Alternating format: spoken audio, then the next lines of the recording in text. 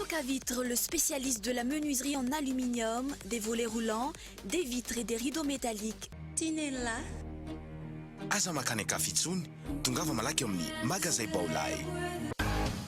Pour votre formation après le bac, ISA, Institut supérieur d'Antananarivo.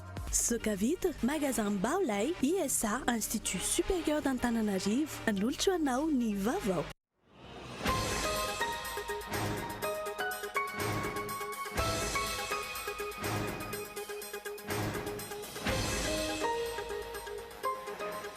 Miavaky ny herinandro ny valolony tsy nresaka pacte de responsabilité sy ny memorandum izay mampandroso ny hemitra nefa ny tena nampiavaka izany amin'ny ankapobeny fa ny fiavahan'ny fomba fijerin'ny mpiantsehatra rehetra amin'ny fampandrosoana Madagasikara tsy misy afa-po amin'ny fivoaran'ny raharaham-pirenena folo ireo mpiara-movinanto ka araboina fanjakana.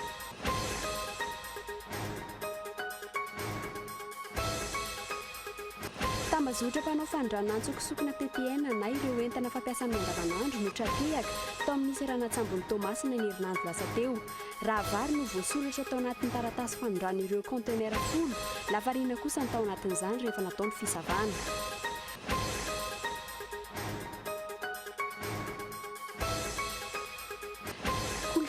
Na feno coliseum ny mpanjakan'ny Goeta Tofanina Androany tao anatin'ny fampisehoana niarana tamin'ny Wawa sy ireo mpanakanto malagasy hetsika andian'ny faharoan'ny festival Somaro izay nahitana fahombiazana tanteraka ny andininy zaretrany.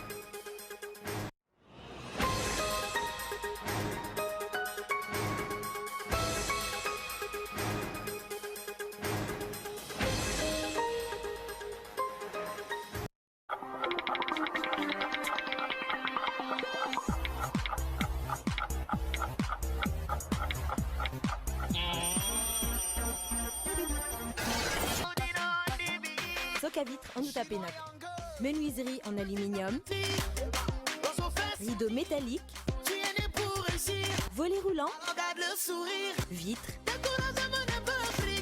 tôle. Socavitre en Outapenac, 020 22 682 28 033 11 256 63. Socavitre en Outapenac, très sincèrement à votre service.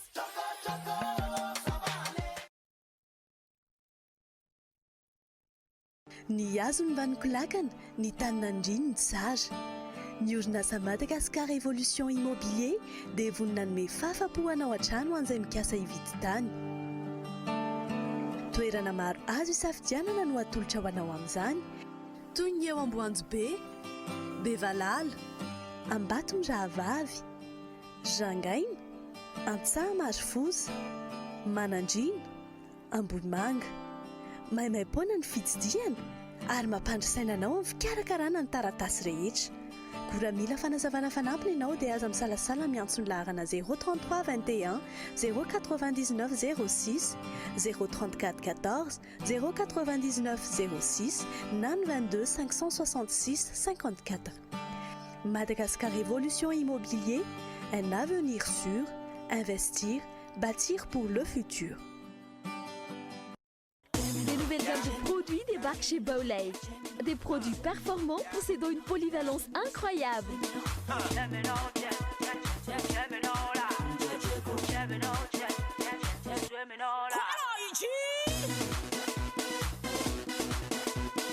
Des produits de première qualité, premier choix, marque originale, qui transforme votre univers avec modernité et savoir-faire. Baolay, toujours meilleur. Pour votre formation après le bac, ISA, Institut supérieur d'Antananarivo Ampatsakan Ambulkanj, vous propose les modules suivants. Secrétariat de direction, bureautique, informatique, filière, gestion et management d'entreprise, commerce international et opérations douanières, commerce force de vente. Rentrée bac 2015, 2 octobre et 24 novembre pour ISA Ampatsakan, 6 octobre et 27 novembre pour ISA Ambulkanj. Pour votre formation en second cycle, ISA vous propose son lycée privé. Seconde, enseignement général, technique commerciale. Première, S, L, technique commerciale. Terminale A, C, D, technique commerciale. Matière informatique pour chaque niveau. Rentrée, octobre 2015. ISA Ampatsakan, derrière Knap Saint-Péflou. ISA Ambulkanj, premier tournoi à gauche vers Biblav après arrêt busté Desanabusque 182. Contact 034 16 678 21 033 81 594 33. Efa misokatra izao ny La Gastronomie Pizza eny amin'ny bypass tsy lavitra ny fiviliana makany Ambohijanaka eo ampitan'ny piscine. Toerana voatokana ho an'ny mpianakavy io ary toerana manara-penitra tokoa. Ahitanao sakafo gasy, ahitanao lasopy tamatavy natokana ho an'ny mpianakavy io na andavanandro na amin'ny week-end. Mahazo coca daholo izay mividy pizza PM na GM na pack boba. La Gastronomie Pizza, pizza de qualité, pizza de quantité, pizza ho an'ny daholo be. Célébration du 14e anniversaire du groupe LifeMed. Remise spéciale de 40 à 50% sur certains meubles. Grand remise exceptionnelle pour tous les meubles. Nombre choix d'articles sera à votre portée, comme les salons de haute qualité, chambre à coucher,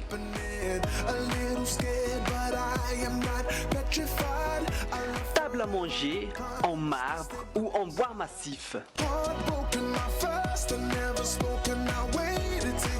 table bureau. LifeMed remercie à tous ses fidèles clients et ouvre à toutes et à tous ses portes. LifeMed à Nissa.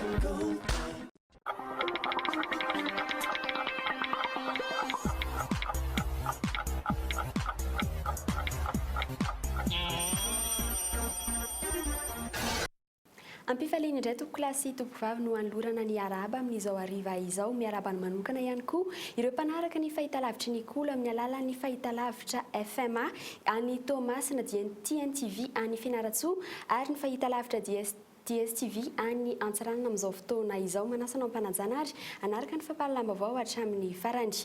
Mikasiany lafy ny politika avy hatrany no hanomboantsika izany ny avaky ny herinandro iny teo amin'ny tontolon'ny politika sy ny resaka pacte memorandum de stabilité izay mandroso mihemitra nefa ny tena mampiavaka izany amin'ny ankapobeny fa ny fiavahan'ny fomba fijery ny mpiantsehatra rehetra amin'ny fampandrosoana ny Madagasikara momba ny zava-misy eto amintsika. Mazava ny any fitondram-panjakana hotohizana amin'ny fomba fanao politika atao anatin'izay roa taona izay mazava ihany koa ny an'ny mpamatsy vola tsy azo atokisana ny gouvernemanta amin'izao fotoana izao momba ny tsy fandriampahalemana kosa indray dia tsy fantiritsony ny tena marina mikasika izany inkazarakoto manatsoa.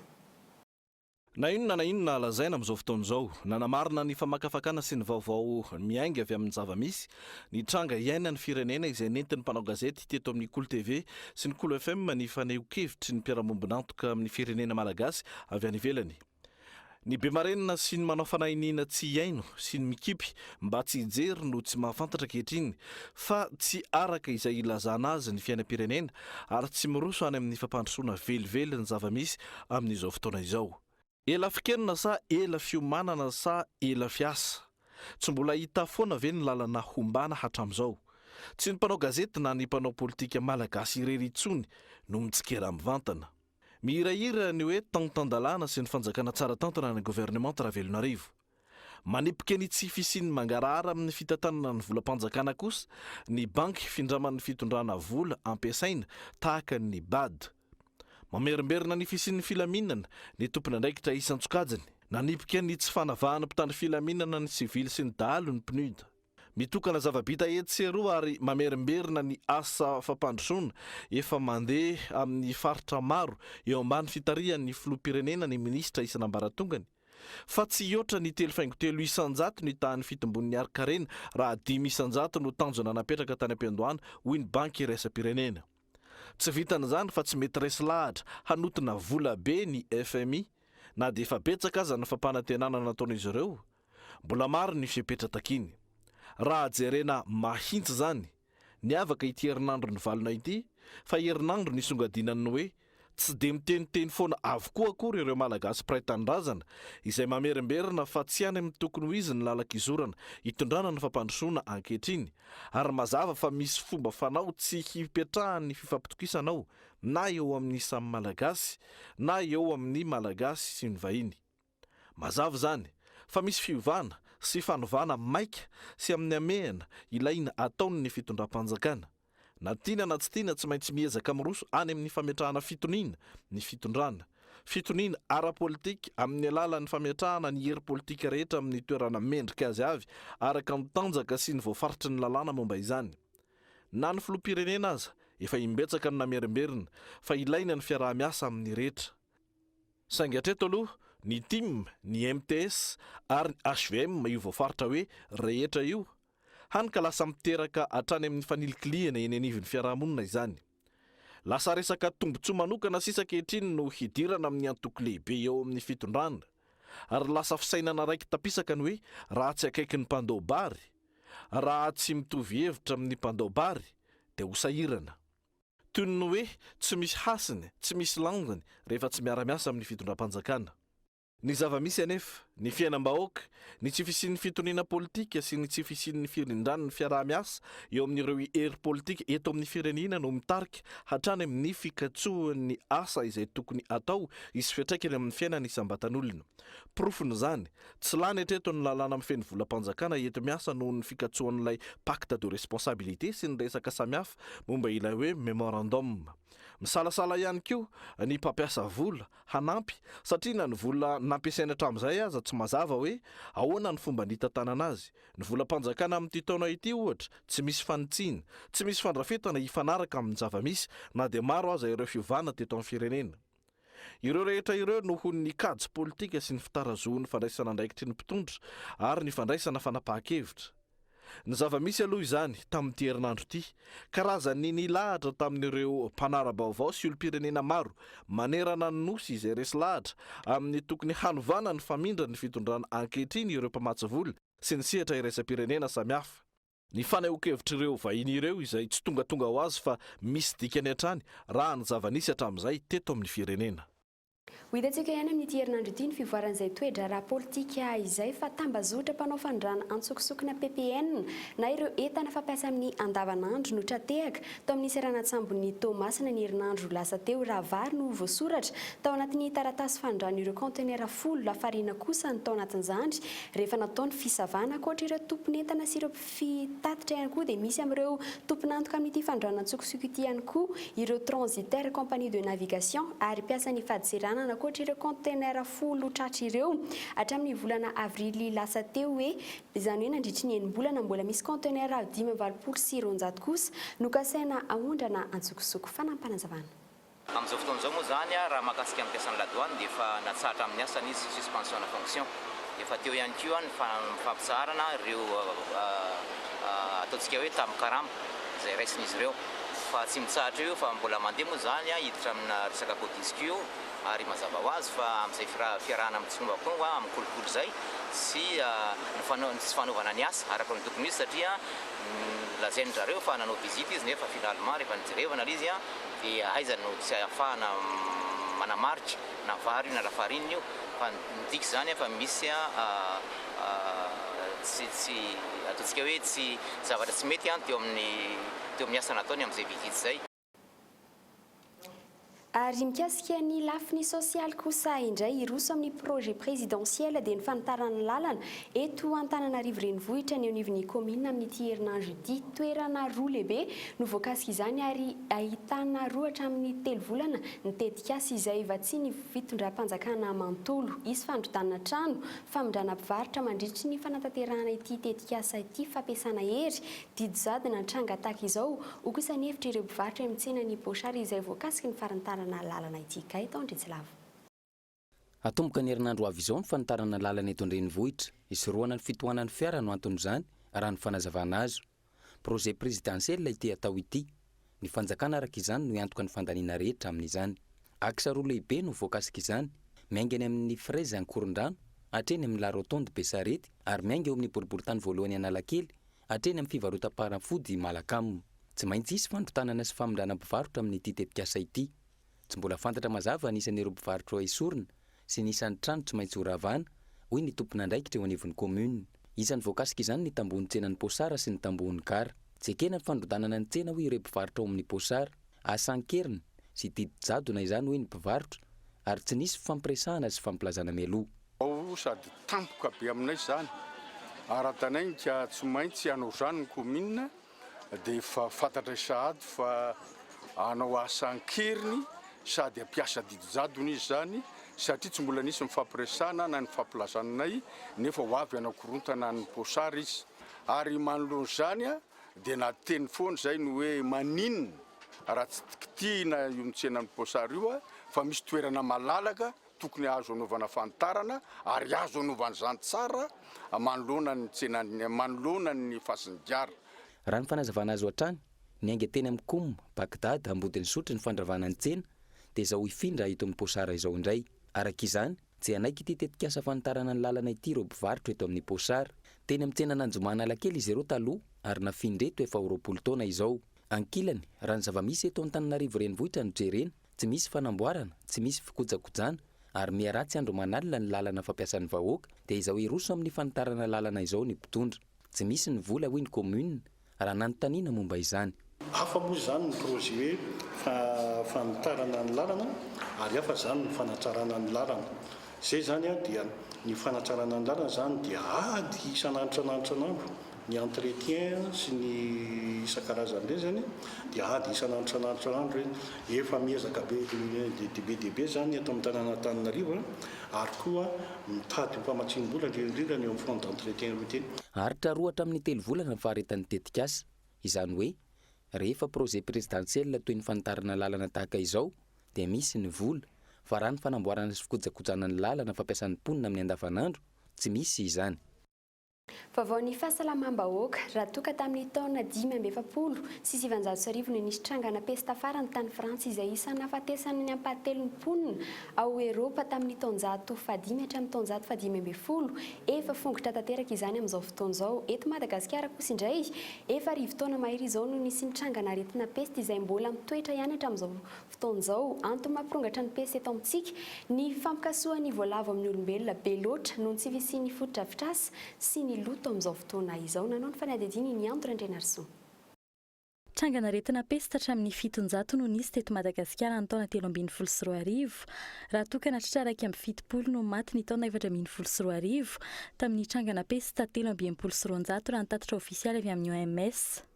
Ny 17 Aogositra farany teo tafakatra 10 no matin'ny pesta tao Moramanga ary 4 no mbola tsaboana. Vao tamin'ity herinandro ity olona 2 no matin'ny pesta ary iray no mbola tsaboana eny amin'ny hopitaly any Mahitsy.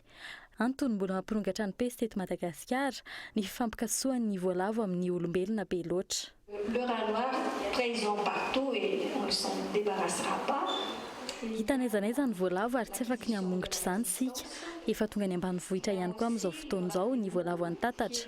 Olana amin'ny fanabeazana sy ny fahadiovana arak'izany no mbola azon'ny olombelona ny pesta. Ny azo atao arak'izany dia ny famirana ny fifandraisan'ny olombelona amin'ny voalavo. Répondre à cette question, mais il y a des problèmes d'ordre éducatif, sanitaire. Tsy afana mantanterak'izany nefa ny foto-javatra sy eto amintsika satria raha nitatatra fandehanan'ny rano maloto fotsiny ohatra izay itoeran'ny voalavo dia misokatra ary tena manakaiky ny olombelona raha toka efa milevina any ambanin'ny tany ireny ho any any ivelany. Hatreto tsy mbola misy ny fisorohana ny aretina pesta eto amintsika. Efa misy maty vao mandray andraikitra ny fanjakana. Ny tanjonay zany, ny tanjonay rehetra nataontsika hoe tanjontsika mianakavy satria ny aretina pesta misy foana isataona dia ny avitsy an'izay hoe fahavoazany aretina izay indrindrindrindra fa indrindrindrindra mba tsy isian'ilay hoe maty ilay olona satria ny fanafody dia mahomby tsara mihitsy raha ohatra voaray tanana malaky ireo le tsy salama na voatily fa voa amin'ny pesta io na le pesta atody tarina io na le pesta areti-tratra. Androany misy ny famelabelaran-kevitra mikasika ny antony mbola mampisy ny aretina pesta eto amintsika izay nataony Institut Pasteur de Madagascar. Andrasana kosa ny fandraisana andraikitra manoloana ny voka-pikarohana. Lafim-baovao ahafantateraka kosa indray fa nitrangana sakorika ny fidirana teo ambavahadin'ny lapan'ny kolontsaina sy ny fanatanjahantena Mahamasina nandritra fampisehoana no karakarain'ny fahitalavitra tsy miankina iray teto Andrenivohitra. Raha ny resaka nandeha teny amin'ny manodidina ny Palais du Sport Mahamasina nisy ireo namony ainy teny amin'ny hopitaly HR kosa laza ireo tompony andraikitra fa tsy nisy maty, ireo naratra sy torana ny tonga maro tamin'izy ireo. Hatramin'ny ora ny alany teny an-toerana tamin'ny 5 ora hariva teo misy 320 ireo marary tonga nentin'ny fianakaviany na ihany koa no taten'ireo fiara mpitatitra marary. Fanampanazavana iarana amin'ireo nanatry maso teny Mahamasina sy ny fianakavian'ireo narary. Zava-nisy teo zany hoe zazakely anankiroa maty dia nitorana ny tena betsaka. Nahatonga an'izany zany tsy hoe tamin'ny anjela le vavady dia betsaka loatra le olona le sahavitaka be teo dia betsaka nitorana le fanosika sy karazany. Tokony tamin'ny firy teo eo izay nitrangany loha izay? Efa nanomboka tamin'ny 12 teo. Tsisy maty fa naratra mibetsaka izany dia tapaka. Lehilahy vitsivitsy fa amin'ny vehivavy mibedibe dia zaza. Vao hitsaka ny teo an-kibony dia ny lohany dia ny tongony vao hitsaka. Izay ny anazy ny zanako anisan'ny tapaka. Dia izany. Ho an'ny vaovaon'ny kolontsaina, andian'ny faharoa amin'ny hetsika somaroa no karakarain'ny tarika Wawa eto Antananarivo. Niavaka amin'ny fampisehoana nataon'ireo mpanakanto malagasy nasaina tonga nanafana ny lanonana ihany koa ny mpanakanto Tofana malaza eo amin'ny mozika iraisam-pirenena amin'izao fotoana izao amin'ny gadona goeta izay voiziny arahoarina sombitsombony tamin'iseho teny amin'ny Coliseum Antsozume miaraka amin'ny Olive Antriniala. Fahombiazana tanteraka ny mpikarakara ny hetsika somaroa andian'ny faharoa teto Antananarivo renivohitra. Ny fanitsakitra ireo mpijery nankafy ny fampisehoan'ireo mpanakanto malagasy nasaina tamin'izany.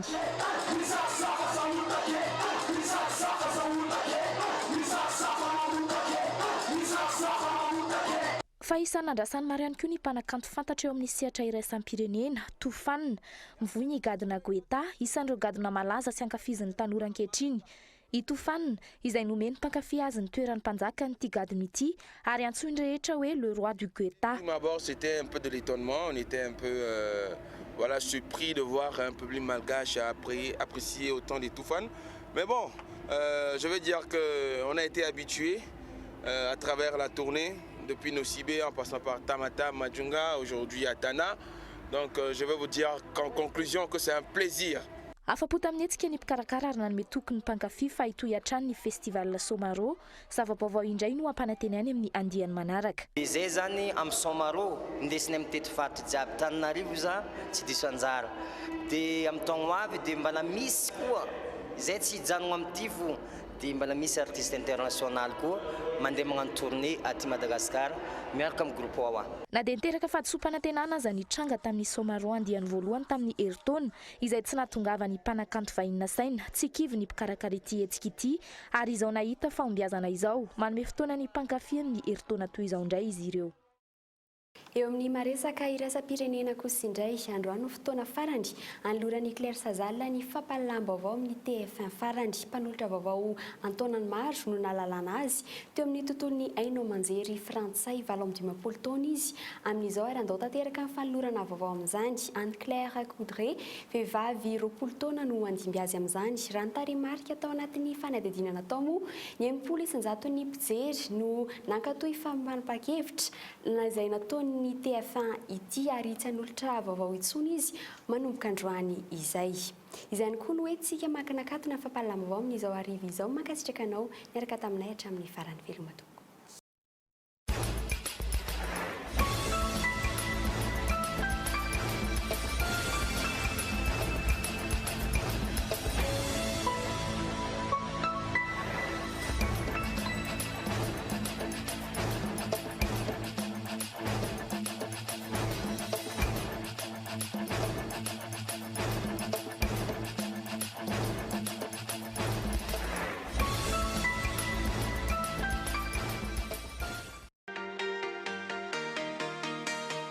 Vitre, le spécialiste de la menuiserie en aluminium, des volets roulants, des vitres et des rideaux métalliques. Tinella.